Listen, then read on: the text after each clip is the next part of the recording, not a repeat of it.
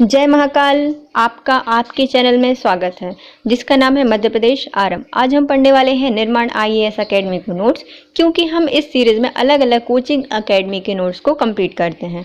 आज हमारा टॉपिक है भारत के लिए अंतरिक्ष रणनीति, जो कि हमारे मुख्य परीक्षा में पेपर नंबर 3 से संबंधित है।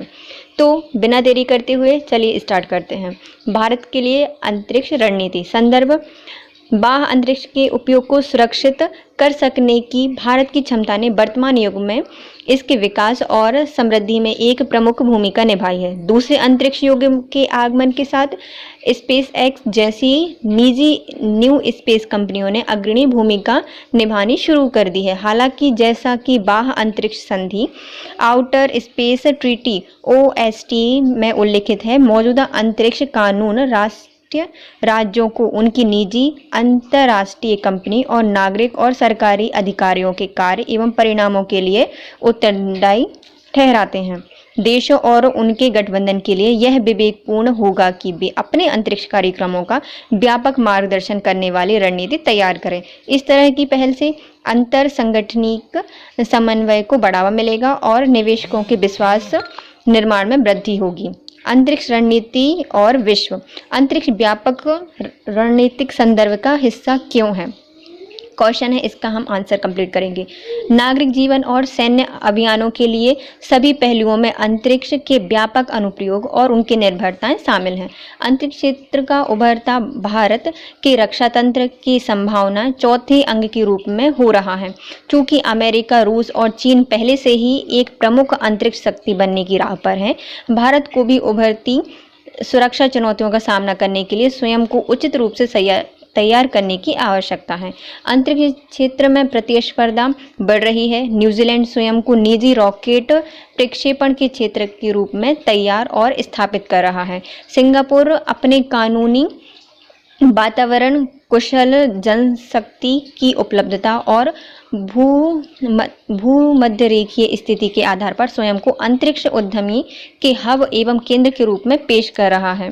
भारत की अंतरिक्ष रणनीति। वर्ष 2020 में भारतीय अंतरिक्ष अनुसंधान संगठन इसरो ने एक नई स्पेस कॉम नीति 2020 का मसौदा जारी किया था, जिसमें केंद्र सरकार के अनुमोदन के साथ ही निजी अभिकर्ताओं को भागीदारी की अनुमति प्रदान की।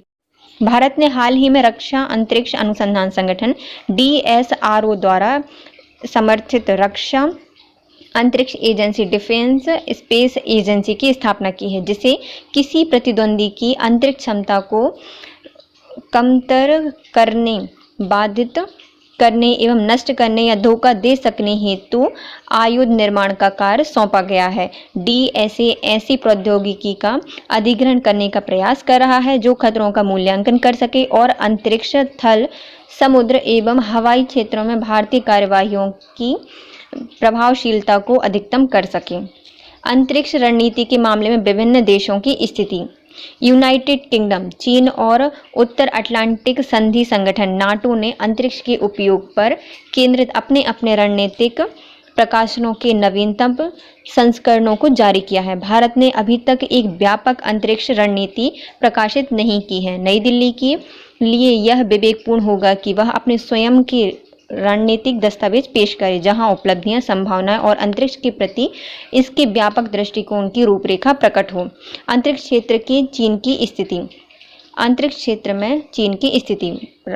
अंतरिक्ष अन्वेषण में भारत की प्रगति ने पिछले कुछ वर्षों में प्रायः गति प्राप्त की है, लेकिन यह अभी भी महत्वाकांक्षा या निष्पादन के मामले में चीन से काफी पीछे है।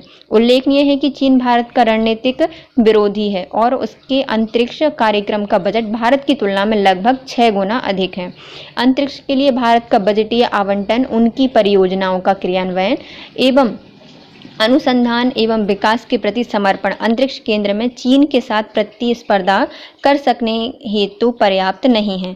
चीन अपने तियांगोंग अंतरिक्ष स्टेशन का पहला मॉडल कक्षा स्थापित कर चुका है और अगले 5 वर्षों तक एक नियर अर्थ ऑब्जेक्ट रक्षा प्रणाली का निर्माण करने की भी योजना बना रहा है। अंतरिक्ष पर उसका नवीनतम श्वेत पत्र नियर अर्थ ऑब्जेक्ट की निगरानी और इस पर प्रतिक्रिया दे सकने के मामले में अंतर्राष्ट्रीय सहयोग करने के लिए बीजिंग की इच्छा पर प्रकाश डाला गया है। भारत के पास अभी गृह रक्षा की कोई योजना नहीं है। आगे की राह। अंतरिक्ष परियोजनाओं के लिए संतुलित दृष्टिकोण। भारत को चयनित बाह्य अंतरिक्ष परियोजनाओं पर अत्यधिक केंद्रित करते या बने रहने से बचना चाहिए। इसकी बजाय उसे अक्षीय मतलब इन ऑर्बिट पृथ्वी से अंतरिक्ष मतलब ऑर्बिट अर्थ टू स्पेस और अंतरिक्ष से पृथ्वी मतलब स्पेस टू अर्थ अनुप्रयोग को संबोधित करने के लिए एक संतुलित दृष्टिकोण अपनाना चाहिए। नाटो की रणनीति में अंतरिक्ष को संघर्ष के विभिन्न क्षेत्रों में प्रासंगिक बताया गया है, जो कि एक अनुकरणीय दृष्टिकोण है। अंतर्राष्ट्रीय मंचों पर संलग्नता।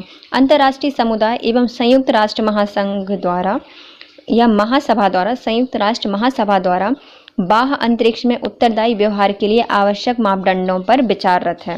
भारत को यह संकेत देना होगा कि भारत न केवल एक भागीदारी बल्कि एक प्रमुख हितधारक भी हो सकता है।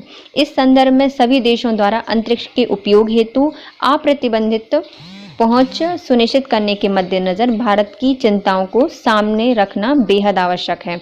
Space situational awareness. Space situational awareness अंतरिक्ष के किसी पिंड की स्थिति और गतिविधि उनके प्रभाव के संबंध में जागरूकता की स्थिति है। भारत की रणनीतिक घोषणा में एक पारदर्शी SSAB प्रमुखता से सम्मिलित होना चाहिए, क्योंकि यह रक्षा और प्रतिरोध के लिए विभिन्न क्षेत्रों में भारत की क्षमताओं को बढ़ाएगा। नई दिल्ली को सार्वजनिक रूप से उपलब्ध कराए गए SSA डाटा के साथ अपने विरोधियों को उत्तरदायी ठहराने का संकल्प व्यक्त करना चाहिए। अंतर्राष्ट्रीय में मलबे की समाप्ति।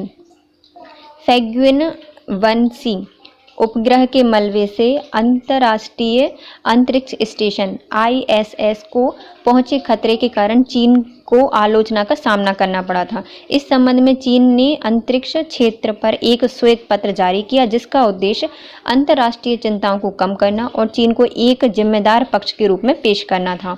भारत को भी direct ascent anti satellite test mission Shakti के लिए अंतरिक्ष आलोचना का सामना करना पड़ा था।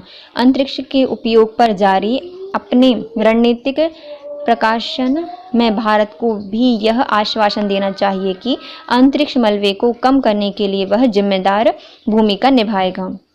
Self eating rockets, self vanishing satellite और अंतरिक्ष मलबे के संग्रहण के लिए रोबोटिक आर्म्स जैसी प्रौद्योगिकी में इसरो को काम करने की आवश्यकता है। अंतरिक्ष में स्थायी उपस्थिति। इसरो ने गगन मिशन के साथ एक प्रमुख फोकस क्षेत्र के रूप में मानव युक्त अंतरिक्ष अभियान पर कार्य करना शुरू किया है। मानव अंतरिक्ष उड़ान मिशनों के महत्व के साथ साथ कक्षा में निरंतर मानव उपस्थिति और गहन अंतरिक्ष अन्वेषण को उजागर करना भारत के लिए रणनीतिक एवं वैज्ञानिक महत्व रखता है। एक अन्य प्रासंगिक क्षेत्र नियर अर्थ ऑब्जेक्ट से रक्षा सुनिश्चित करना चाहिए। इसके लिए भारत को अपने अनुसंधान में तेजी लानी चाहिए। भारत को अल्पावधि में अंतर्राष्ट्रीय निकायों के साथ सहयोग एवं दीर्घ अवधि में गृह रक्षा कार्यक्रम हेतु योजना निर्माण की पहल करनी चाहिए। अंतरिक्ष सहयोग के बिना भारत चीन की बराबरी नहीं कर सकता। इसके साथ हमारा ये टॉपिक होता है कंप्लीट। प्लीज़ गाइस, यदि आपको मेरा ये वाला सेशन यूज़फुल लगता है तो प्लीज़ वीडियो को लाइक कीजिए, कमेंट कीजिए और शेयर कीजिए।